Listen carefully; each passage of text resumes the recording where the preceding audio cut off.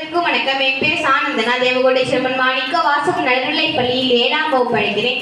Sir சொல்லியிருந்தாங்க, முதலமைச்சர் காப்பீடு திட்டத்தை நம்ம ஆன்லைன்ல போட்டு நம்ம எடுத்துக்கலாம். அது ஞாயிற்றுக்கிழமையை தவிர எல்லா நாள்லயும் இந்த ஷோர் இருக்கும் அப்படின்னு சொல்லியிருந்தாங்க.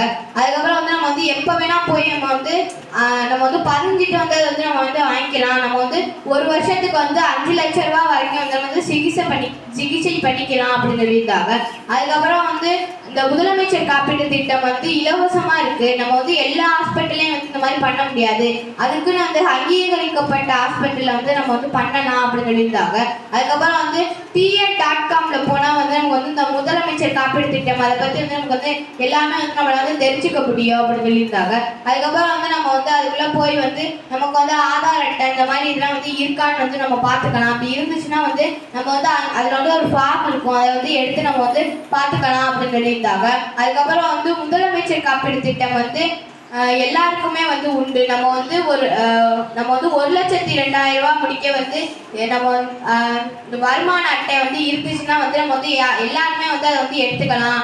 இப்போ ரேஷன் அட்டையில நாட்டு பதிஞ்சிருச்சு அப்படின்னா நம்ம எடுத்துக்கலாம். அப்படி இல்லைன்னா நம்ம ரொம்ப சிரமப்படணும் அப்படின்னு சொல்லியிருந்தாங்க. சார் முதலமைச்சர் காப்பீடு திட்டத்தை பத்தி நிறைய சொல்லியிருந்தாங்க.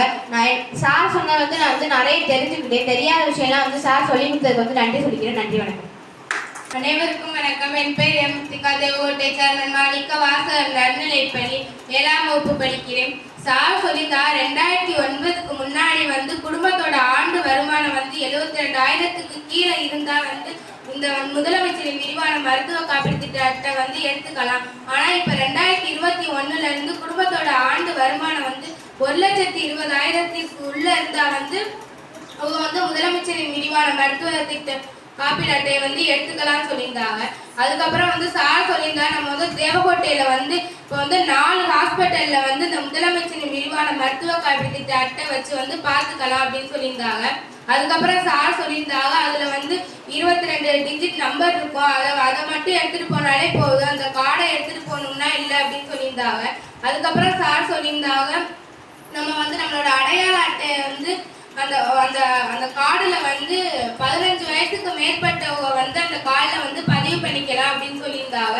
அதுக்கப்புறம் சார் சொல்லியிருந்தா, ஒரு ஆண்டுக்கு 5 லட்சம் அந்த கார்டு மூலமா கிடைக்கும். நம்ம நமக்கு இப்போ ஏதாச்சும் நோய்னா நம்ம சிகிச்சை பண்ணிட்டோம்னா அந்த 5 லட்சம் ஒரு ஆண்டுக்குள்ளது இருக்கும். அதுக்கு அடுத்த ஆண்டுல அந்த 5 லட்சம் அந்த 5 லட்சம் நம்ம எடுக்காம இருந்தோம், அது அடுத்த ஆண்டுக்கு 10 லட்சமாலாம் மாறாது. அது அந்த அந்த 5 லட்சத்தை கவர்மெண்ட் எடுத்துக்குவாங்க. அதுக்குள்ள 5 லட்சத்தை கவர்மெண்ட் நம்மளோட கால்ல போட்டுருவாங்க.